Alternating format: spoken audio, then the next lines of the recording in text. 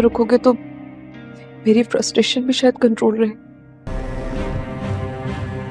वो मेरा घर तोड़ दे और मैं कोने में खामोश तमाशा बन के देखती रहूं। तुम्हारा घर इतना कमजोर नहीं है दुआ कि किसी की भी जरा सी कोशिश से टूट जाए। घर तो टूट चुका। ड्रामा से जाने साल में आप देखेंगे कि फराह ने फिर से सुसाइड अटेम्प्ट की है और नींद की गोलियां खानी है, जिसकी वजह से नौशेरवा फिर भागा जाता है उसके पीछे उसको बचाने के लिए।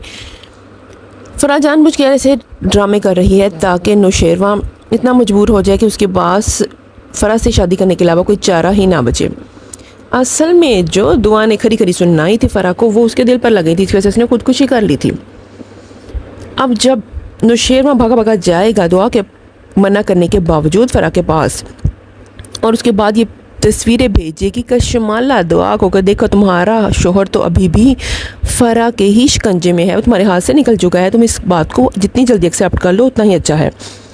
जब नौशेरवा घर वापस आएगा तो दुआ उससे गिला करेगी कि आपने मेरे मना करने के बावजूद फराह के पास जाना नहीं छोड़ा और आप सारी रात उसके साथ गुजार कर आए हैं। तो ऐसे में नौशेरवा कहेगा कि तुम्हारा घर इतना कमज़ोर नहीं है, मगर वो कहेगी मेरा घर तो टूट चुका है, क्योंकि अब दुआ ने फैसला कर लिया है कि वो नौशेरवा की इस तरह की बातों में बिल्कुल भी नहीं आएगी, क्योंकि उसको पता चल चुका है कि नौशेरवा ना चाहते हुए भी बार बार फराह के पास जाता है और अब वो फराह के साथ दोबारा से ताल्लुक़ बनाना चाहता है।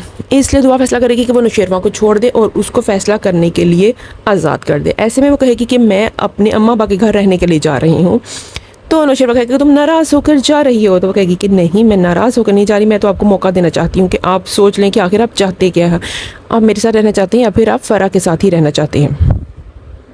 दूसरी तरफ फिज़ा बेचारी फंस जाएगी, उसकी नांद उसको ज़बरदस्ती ले जाएगी उस लड़के के पास जिससे वो करना चाहती है शादी, और वहाँ उसका भाई उसको देख लेगा। जब फराज देखेगा अपनी बीवी और बहन को एक लड़के के साथ बैठा हुआ, तो वो अपनी बीवी को आकर बहुत मारपीट करेगा कि तुम्हारी वजह से ही ऐसा हुआ है कि तुमने मेरी बहन को करैक्टरलेस बना दिया है, जैसी तुम खुद और तुम्हारी बहनें थी वैसा ही तुमने मेरी बहन को बना दिया है।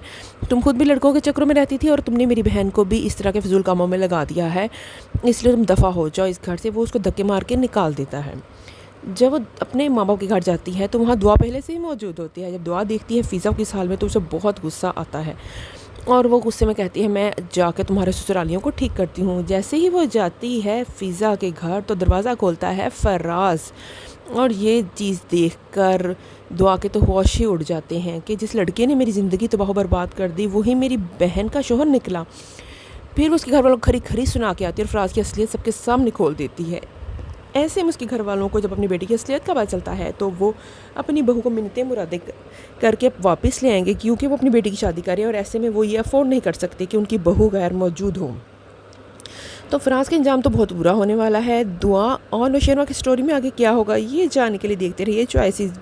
चैनल को अभी तक सब्सक्राइब नहीं किया तो डू सब्सक्राइब चॉइसेस। मिलते हैं किसी नेक्स्ट वीडियो में, टिल देन टेक केयर, अल्लाह हाफिज़।